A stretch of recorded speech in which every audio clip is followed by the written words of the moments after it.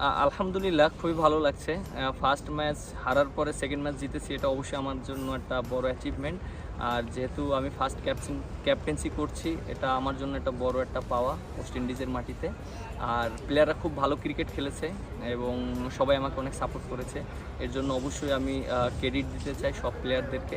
আমি যেভাবে সাজেস্ট করেছি সবাই মেনে নিয়েছে, সো এর জন্য আমার কাছে খুব ভালো লাগছে।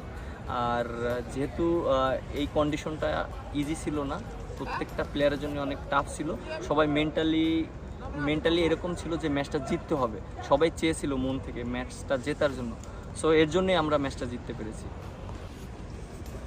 দেখেন, যখন আমরা সেকেন্ড ইনিংসে ব্যাটিংয়ে গিয়েছিলাম তখন আমরা নিজেদের ভিতর কথা বলতেছিলাম।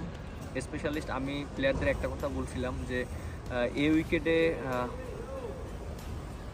পজিটিভ ছাড়া খেললে অনেক ডিফিকাল্ট, এবং যেহেতু আমরা লিড পাইছি 18 রানের, আমাদের এখানে রান করাটা খুব ইম্পর্টেন্ট। এবং আমরা জানি যে এই উইকেটে যদি আমরা 250+ একটা রান করতে পারি আমাদের জন্য ম্যাচটা জিতা ইজি হবে।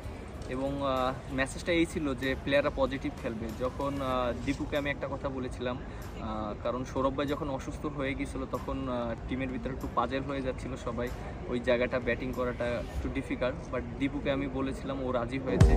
দীপুকে আমি একটা কথা বলেছিলাম